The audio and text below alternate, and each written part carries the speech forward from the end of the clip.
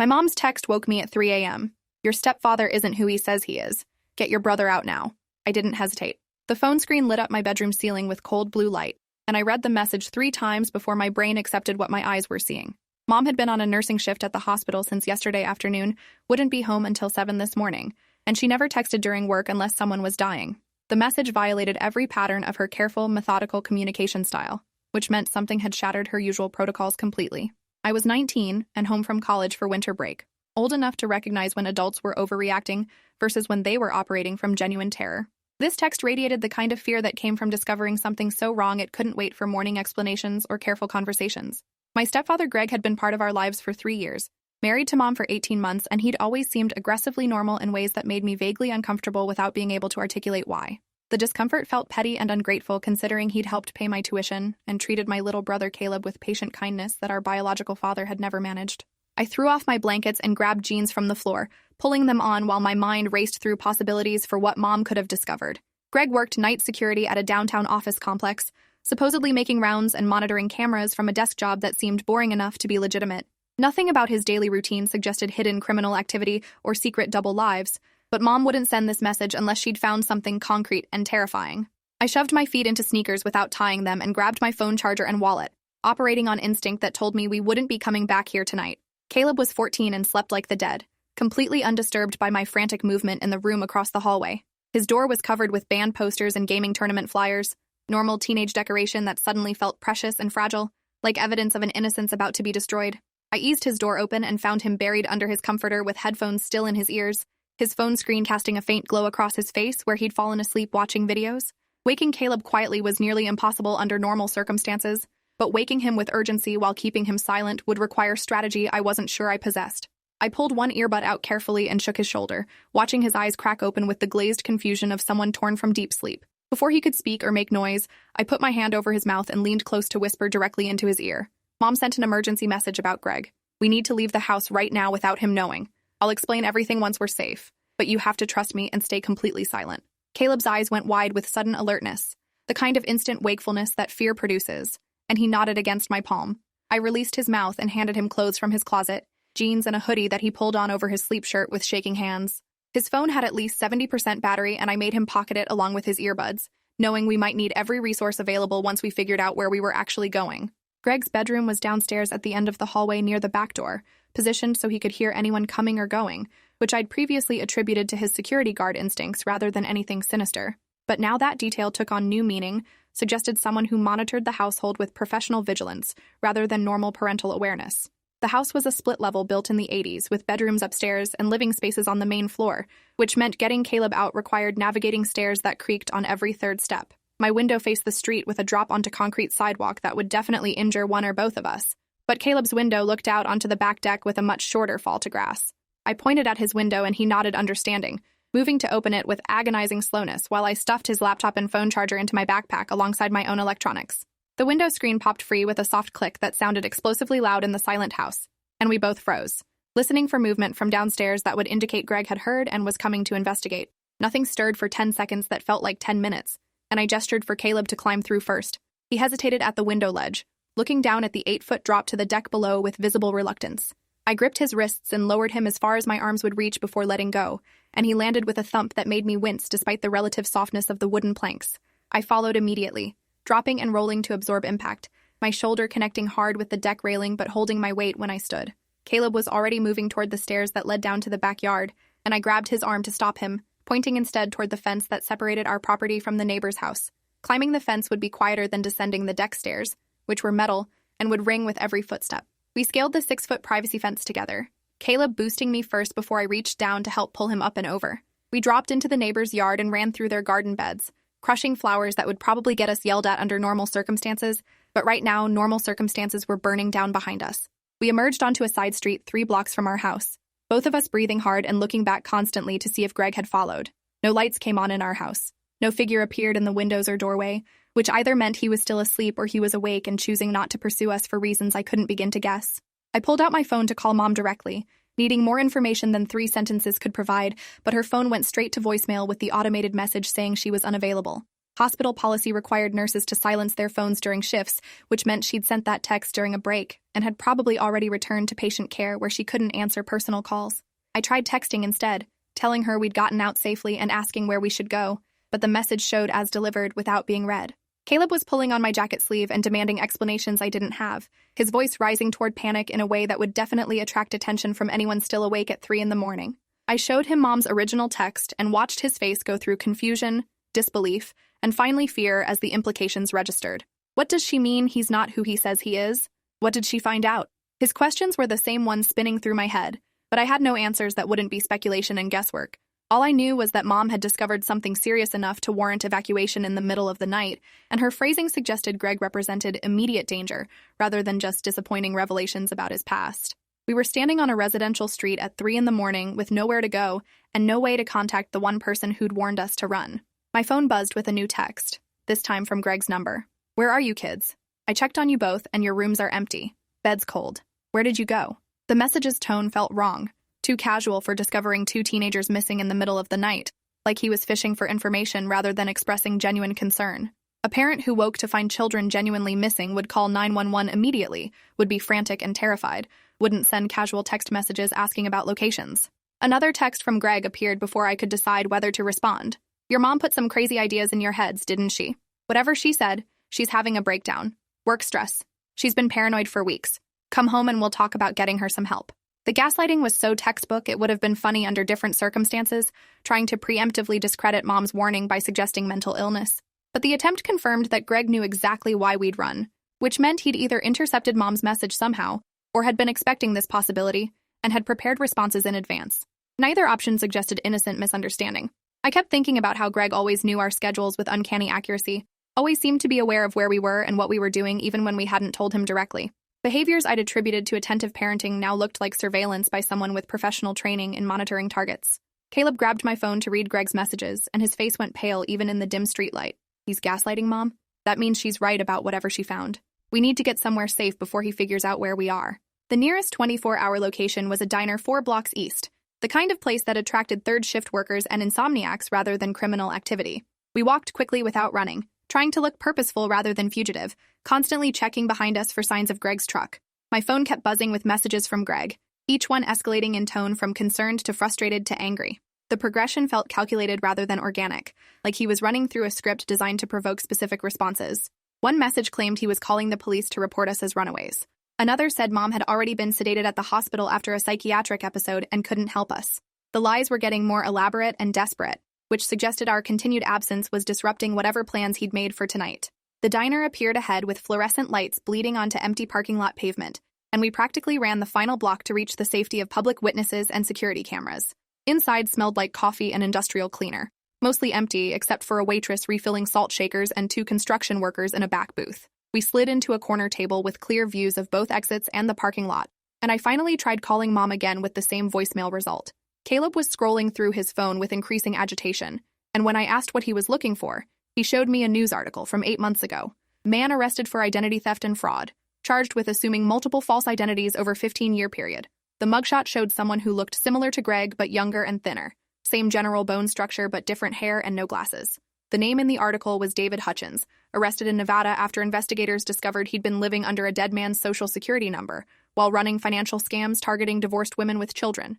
Caleb had found the article by searching for news stories about identity theft, combined with terms like stepfather and security guard, and the resemblance was too close to be coincidental. My hands shook as I read through the article details, learning that David Hutchins had a history of marrying single mothers, gaining access to their finances and their children's personal information, then disappearing with substantial funds once suspicion began developing. The pattern fit perfectly with how Greg had entered our lives, meeting Mom at a hospital charity event where she'd been volunteering, moving quickly from dating to engagement, insisting on joint accounts and financial planning that gave him access to everything. Mom had been so grateful to find someone stable after our father's abandonment that she'd missed or ignored warning signs that now seemed blindingly obvious. I zoomed in on the mugshot and showed it to Caleb, and we both agreed the resemblance was too strong to dismiss. This was Greg, or whoever Greg actually was, living under yet another stolen identity and targeting our family for whatever resources he could extract before moving on to his next victims. The realization made me nauseous with rage and fear, knowing we'd been living with a predator who'd been systematically positioning himself to destroy us financially and possibly physically if we became obstacles to his plans. The waitress approached our table with coffee pot and menus, and I ordered coffee for both of us while trying to appear normal despite the crisis exploding around us.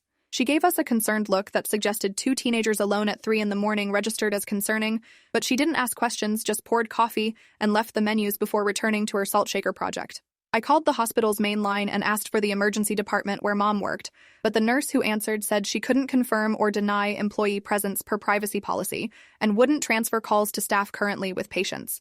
I explained it was a family emergency and we needed to reach our mother immediately, but hospital protocol was unyielding, and the nurse suggested calling back during regular hours when the administrative office could help locate employees. The bureaucratic stonewalling felt surreal given the circumstances, like being trapped in a nightmare where every system designed to help was instead creating barriers to survival. Caleb had continued searching and found more articles about David Hutchins, painting a picture of a sophisticated con artist who'd successfully operated across 6 states under various identities. One article mentioned he'd been released on bail pending trial and had subsequently disappeared, with authorities assuming he'd fled the country. But if Greg was actually David Hutchins, he hadn't fled anywhere, had instead created another identity, and continued his operations in a new state where nobody was looking for him. The bail had been posted 9 months ago, which aligned perfectly with when Greg had appeared in Mom's life, suggesting he'd used the bail period to establish his new identity before failing to appear for trial. I screenshotted everything and tried to figure out what to do with information that felt simultaneously crucial and useless, since local police would need time to verify identities and investigate claims, time we probably didn't have if Greg decided to eliminate problems before disappearing again. My phone rang with an unknown number and I answered cautiously, hearing a woman's voice I didn't recognize. "This is Detective Allison Cross with the County Sheriff's Office. I'm calling because your mother contacted us tonight with concerns about her husband's identity. She asked us to reach out to you and your brother to verify your safety. Can you confirm your current location?" The relief that flooded through me was so intense I almost cried, finally reaching someone with authority who believed Mom and could potentially help us. I gave the diner's address, and Detective Cross said she was sending a unit immediately, told us to stay in public view and not go anywhere with anyone claiming to be family or friends until deputies arrived. She explained that Mom had been researching Greg's background after finding discrepancies in documents he'd claimed were employment verification, had discovered evidence suggesting his identity was fabricated, and had contacted police before her shift started tonight. The department had been quietly investigating for the past 6 hours while trying to locate Greg without alerting him to their suspicions. But Greg had apparently realized something was wrong and had failed to show up for his supposed security shift, which had prompted Mom's urgent text to us. 2 sheriff's deputies arrived within 15 minutes, entering the diner with hands near their weapons and eyes scanning for threats. They confirmed our identities by checking driver's licenses and asking verification questions about Mom that only we could answer, then separated us to take statements about everything that had happened since Mom's text. I walked them through the escape, the messages from Greg, the news articles Caleb had found, and the pattern of surveillance behaviors we'd noticed over the past year. The deputy taking my statement, a woman named Officer Ruiz, nodded grimly at several points and said that everything I described aligned with the profile of someone operating under false identity while grooming potential fraud victims. She explained that the man we knew as Greg Thornton had indeed been positively identified as David Hutchins through fingerprint databases after Mom had provided material with his prints to investigators. Warrants had been issued for his arrest on charges of identity theft, fraud, and bail jumping, with additional investigation pending into potential threats to our family. Officer Ruiz pulled out her tablet and showed me surveillance footage from our house that made my blood run cold. The detective team had placed cameras on telephone poles near our property after Mom's initial report, and the footage showed Greg loading boxes into his truck at 2 a.m, moving with purpose and speed that suggested he was preparing to flee. But what made me freeze was the timestamp showing this activity had started 30 minutes before Mom's text to me, which meant Greg had been actively evacuating before we'd even woken up. He'd known the investigation was closing in, had been preparing his escape, and if we'd still been asleep when he finished loading the truck, I had no doubt he would have done something to ensure we couldn't testify about his identity or activities. Officer Ruiz saw my face change and said quietly that Mom's timing with that text had likely saved our lives, that David Hutchins had been investigated but never charged in connection with 2 suspicious deaths of previous partners who'd discovered his fraud operations. Caleb was crying by the time the deputies finished with our statements, the full weight of betrayal and danger finally breaking through his composure. The man he'd trusted as a father figure, who'd taught him to change car oil and helped with his math homework, had been a criminal predator positioning himself to exploit or harm us.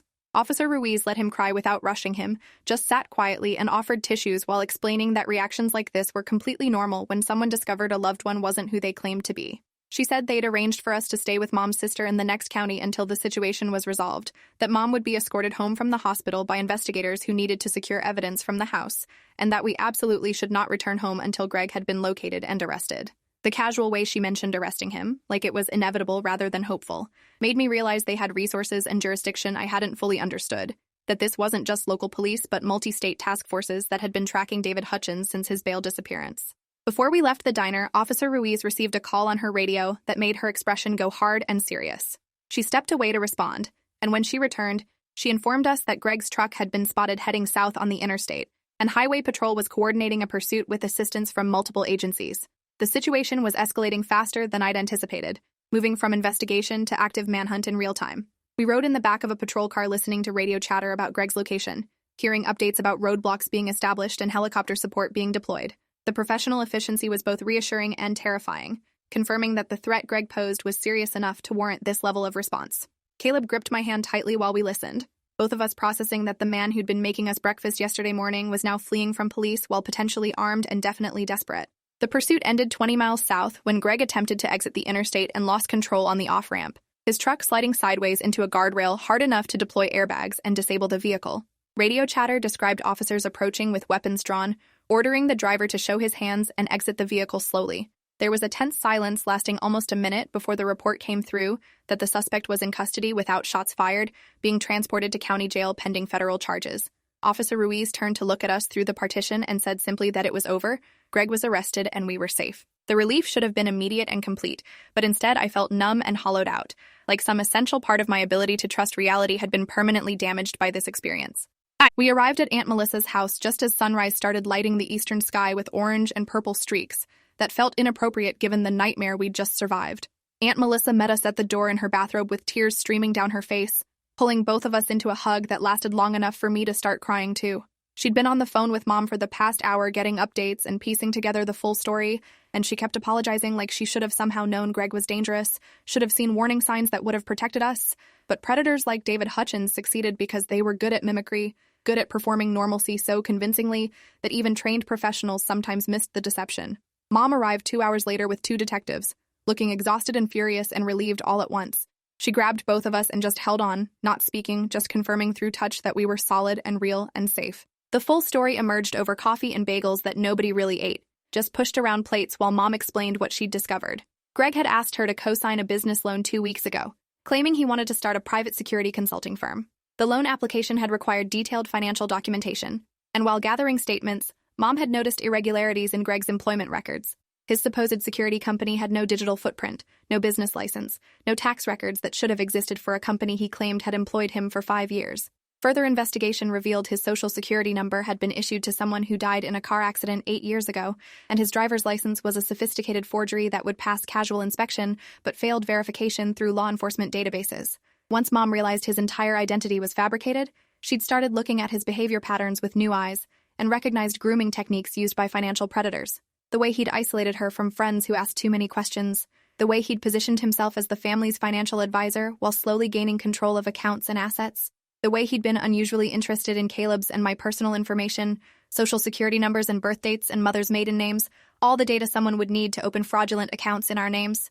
Mom had gone to police rather than confronting Greg directly, understanding instinctively that someone operating under false identity for years would be dangerous if cornered. The sheriff's department had begun investigating immediately, coordinating with federal agencies tracking David Hutchins across state lines. They'd been planning to arrest him at his supposed workplace after confirming his identity through prints and surveillance.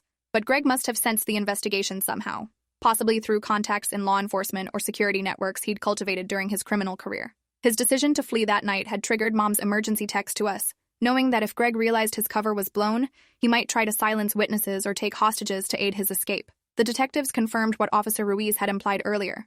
They'd found evidence in Greg's truck suggesting he'd been planning to return to our house after loading his belongings, with materials including zip ties, duct tape, and a map with our aunt's address circled in red ink. The implication was chilling and clear. Greg had intended to use us as leverage or eliminate us as witnesses, and only Mom's warning and our immediate escape had prevented whatever violence he'd been preparing. Detective Cross arrived mid-morning with a forensic accountant who needed to document the financial damage for the prosecution's case. The accountant, a meticulous woman named Linda Park, walked Mom through the process of reviewing every account, credit card, and loan that Greg had touched during his time in our lives. What emerged was a systematic pattern of theft and fraud that had been incrementally increasing over 18 months. Greg had opened credit cards in Mom's name using forged documents. He'd taken out personal loans claiming joint income that didn't exist. He'd slowly siphoned money from checking accounts in amounts small enough to avoid immediate notice, but large enough to total nearly $60,000 over time. Linda explained that David Hutchins typically operated in cycles of 18 to 24 months with each family, extracting as much money as possible while maintaining his cover, then disappearing with a final large theft before moving to his next state and identity. We'd caught him at month 18, which meant he'd been approaching the endgame of his operation, which explained why he'd been pushing Mom for that business loan co-signature that would have given him access to a much larger sum. But the financial theft wasn't the worst discovery that day. Detective Cross pulled Mom aside for a private conversation that I could hear fragments of through the kitchen wall, and what I caught made my hands shake. They'd found evidence in Greg's belongings suggesting he'd been documenting our routines with disturbing thoroughness. Notebooks containing our daily schedules, lists of our friends and their addresses, copies of our school records and medical information he'd somehow obtained. The level of surveillance went far beyond what would be necessary for financial fraud, suggested someone planning something more sinister than simple theft. Detective Cross was saying words like human trafficking and false documentation, while Mom made sounds of horror and distress. When they emerged from the private conversation, Mom looked like she'd aged 10 years, her face pale and her hands trembling as she reached for both of us with desperate intensity. The scope of danger we'd escaped began revealing itself through the investigation's progression.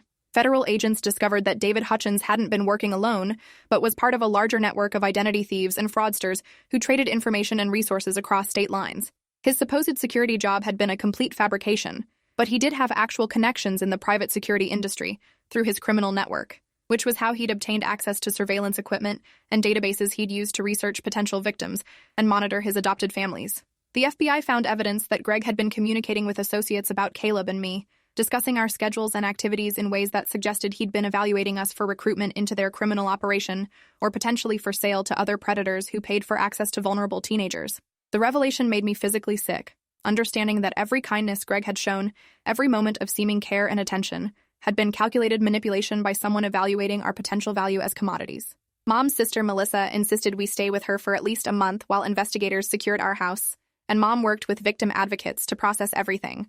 The extended stay gave Caleb and me time to decompress somewhat, though neither of us was sleeping well despite the safety of Aunt Melissa's home. Caleb started having nightmares about Greg appearing in his room, waking up several times a night in a panic that required substantial reassurance to calm. I found myself constantly checking locks and windows, unable to shake the hypervigilance that had been triggered by our midnight escape. Aunt Melissa got us both appointments with a trauma therapist who specialized in helping families recover from domestic violence and manipulation, explaining that what we'd experienced constituted psychological abuse even if physical violence hadn't occurred.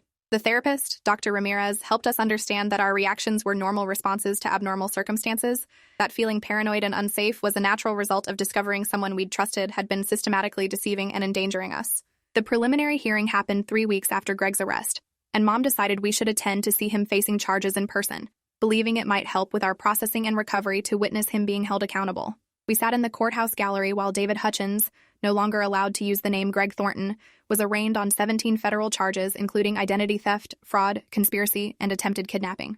He looked smaller in the orange jumpsuit than he'd appeared in our kitchen making breakfast and asking about our days, his performance of fatherly concern stripped away to reveal the calculating predator beneath. The prosecutor outlined the charges in detail, describing his multi-state operation and the estimated damages to dozens of families he'd victimized over 15 years. The dollar amounts were staggering, totaling over $2 million stolen through various fraudulent schemes, with our family being just the most recent in a long series of victims who'd trusted him with their finances and their children's safety. David Hutchins' defense attorney tried to argue for bail, claiming his client had cooperated with authorities after his arrest and posed no flight risk despite his history of disappearing when investigations developed. The prosecutor's response was immediate and devastating, presenting evidence that David Hutchins had been preparing to flee the country using forged documents and had been in contact with associates about transporting what he'd termed valuable assets, which investigators had determined meant Caleb and me. The judge denied bail without hesitation, citing substantial flight risk and danger to the community, particularly to his most recent victims, who'd be called as witnesses in the trial. David Hutchins' face remained expressionless throughout the hearing, showing no remorse or emotion, just the blank affect of someone who'd spent years performing false identities and had retreated to some internal default state now that performance was no longer necessary.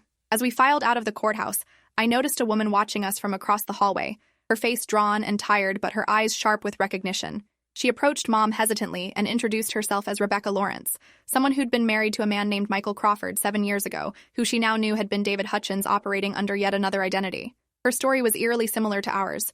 Whirlwind romance, quick marriage, systematic financial abuse, and sudden disappearance when she'd started asking questions about discrepancies in his background. But Rebecca's story had an additional horror. Her teenage daughter had disappeared 3 months before Michael Crawford had fled, and Rebecca had spent 7 years believing her daughter had run away when she now suspected David Hutchins had sold or trafficked her to his criminal associates. The police were investigating the connection, she said, her voice breaking.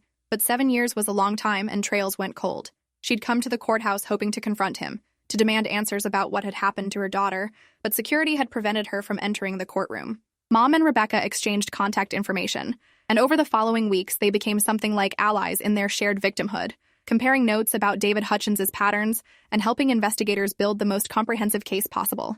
Rebecca's testimony would be crucial to establishing the full scope of his criminal enterprise and demonstrating a pattern of behavior that extended far beyond simple financial fraud into much darker territory. Through Rebecca, we learned about 2 other families who'd been victimized by David Hutchins under different identities, and a support network began forming among his victims, who were all processing similar betrayals and trauma. The FBI estimated that David Hutchins had operated continuously for at least 20 years, possibly longer, with some evidence suggesting his criminal identity theft operations had begun when he was barely an adult himself. The scope was overwhelming, suggesting a level of systematic predation that had destroyed dozens of families while enriching him and his criminal network substantially. The financial recovery process was complicated and frustrating, involving endless paperwork and coordination between multiple jurisdictions, trying to track down assets David Hutchins had hidden in various accounts and properties. Linda Park, the forensic accountant, explained that most of what he'd stolen from our family was probably gone, spent or laundered through his criminal network in ways that made recovery nearly impossible. But there would be some restitution from seized assets, and Mom was pursuing civil suits that might eventually result in partial compensation. More importantly, Linda helped Mom understand how to rebuild her credit and financial stability, providing strategies for recovery that would take years but were definitely achievable. She also helped identify warning signs to watch for in future relationships, patterns of behavior that characterized financial predators, though Mom said grimly that she probably wouldn't be dating anyone for a very long time after this experience. Caleb struggled more than I did with the aftermath. His trust in adults and authority figures shattered in ways that manifested as anger and defiance rather than fear. He got in fights at school defending himself against kids who'd made comments about our family being stupid enough to live with a criminal for years without noticing.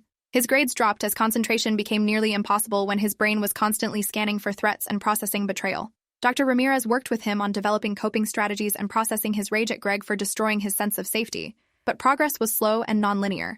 Some days he seemed fine, joking and gaming with friends like a normal teenager. Other days he couldn't get out of bed, paralyzed by depression and anxiety that made functioning feel impossible. Mom arranged for him to transfer to a different school where nobody knew our story, hoping a fresh start would help, but the trauma lived inside him regardless of external circumstances. I threw myself into research about financial fraud and identity theft, needing to understand the mechanics of how David Hutchins had operated so successfully for so long. The psychology fascinated and horrified me in equal measure. The way he'd selected victims who were vulnerable due to divorce or loss, the systematic grooming process that built dependency and trust, the gradual escalation from small boundary violations to major financial exploitation.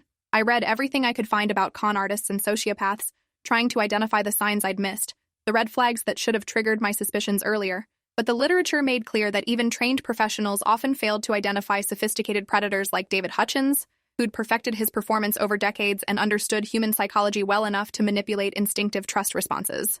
The knowledge helped intellectually, but didn't ease the emotional burden of feeling like I should have protected my family better. The trial happened 9 months after Greg's arrest, after extensive plea negotiations that ultimately failed when David Hutchins refused to provide information about his criminal network or cooperate with prosecutors in exchange for reduced charges. His defense strategy centered on claiming he'd suffered from dissociative identity disorder, that the various personas he'd adopted represented genuine separate identities rather than calculated fraud, and that he'd been as victimized by his mental illness as the families he'd targeted. The prosecution brought expert witnesses who demolished this defense, presenting evidence of his careful planning, his communication with criminal associates, his systematic theft patterns that demonstrated clear intent and awareness of wrongdoing. Mom testified for 2 days about how he'd manipulated and exploited our family, her voice steady despite visible emotional pain as she walked through the timeline of deception. Rebecca Lawrence testified about her daughter's disappearance and her ex-husband's sudden flight when questions arose. Other victims testified about similar patterns, building an overwhelming case of systematic predation. Caleb and I were both called to testify about our experiences living with David Hutchins, about his surveillance of our activities, about the night we'd escaped after Mom's warning. The defense attorney tried to suggest we'd been poisoned against Greg by Mom's accusations, that we were exaggerating normal parental awareness into sinister monitoring. But the prosecutor presented the notebooks David Hutchins had kept, showing our daily schedules documented with disturbing precision, our friends' addresses and phone numbers listed beside notes about their family situations, observations about our vulnerabilities and potential value to his operation. Seeing my life reduced to data points in a predator's notebook made me nauseous all over again, understanding that every conversation, every moment of seeming connection, had been him gathering intelligence while I'd thought we were building family bonds. The jury's faces showed clear disgust as they reviewed the evidence, and several jurors were visibly emotional during testimony about Rebecca's missing daughter and the evidence suggesting David Hutchins had facilitated her disappearance. The verdict came back after only 6 hours of deliberation, guilty on all 17 federal charges. The sentencing hearing was scheduled for 3 weeks later, and the prosecutor told us to prepare victim impact statements that would be entered into the record and considered during sentencing. Mom wrote hers in one sitting, the words pouring out in a torrent of rage and grief about the betrayal and the violation of her children's safety and the years of recovery that stretched ahead of us. I struggled with mine for days, trying to articulate the specific ways this experience had damaged my ability to trust people and function normally in relationships and feel safe in my own life. Caleb refused to write anything, saying he didn't want to give Greg the satisfaction of knowing how much he'd hurt us, though Dr. Ramirez said that refusal was itself a form of processing and should be respected. The sentencing hearing was packed with victims and their families, people David Hutchins had destroyed over his 20-year criminal career. The judge allowed multiple victim impact statements to be read into the record, and the cumulative weight of trauma and damage he'd inflicted on dozens of families was staggering. Financial losses totaling over $2 million, 3 marriages destroyed, multiple families displaced from their homes after he'd stolen equity and defaulted on mortgages, children traumatized and struggling with trust and attachment issues that would require years of therapy, and Rebecca's daughter still missing 7 years later, with evidence suggesting David Hutchins knew what had happened to her, but was refusing to provide information even with the leverage of sentencing considerations. The judge's face grew increasingly stern as statement after statement detailed the scope of destruction, and when it came time to announce the sentence, her voice was cold and precise. 23 years federal prison without possibility of parole, with additional charges pending in multiple states that could extend the sentence substantially if prosecuted successfully. Restitution ordered to all identified victims, though the judge acknowledged that full compensation would be impossible, given that most stolen assets had been hidden or spent. Lifetime registration as a fraud offender in states that maintained such databases, and prohibition on accessing financial systems or holding positions of trust over vulnerable populations. The sentence would effectively mean David Hutchins would be elderly if he was ever released, his criminal career permanently ended, his network of associates disrupted by the investigation his arrest had triggered. It wasn't enough to undo the damage he'd inflicted, but it was something. A recognition of the harm and an attempt at accountability within the limited options the justice system provided.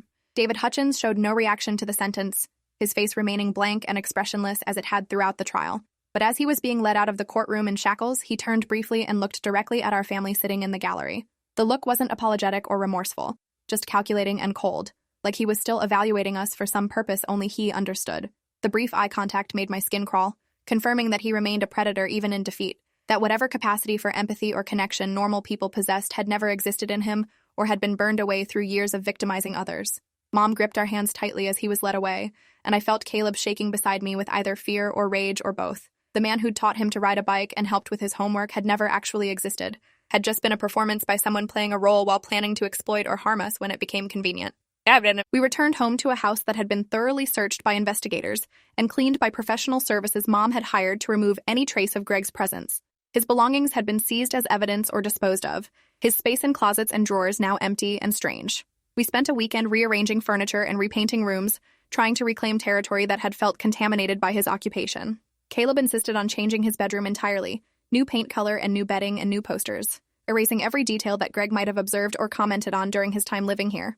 I understood the impulse even though I knew physical changes wouldn't erase the psychological impact of what we'd experienced. The house would always carry the memory of having been invaded by someone who'd studied us like specimens while planning to exploit our trust.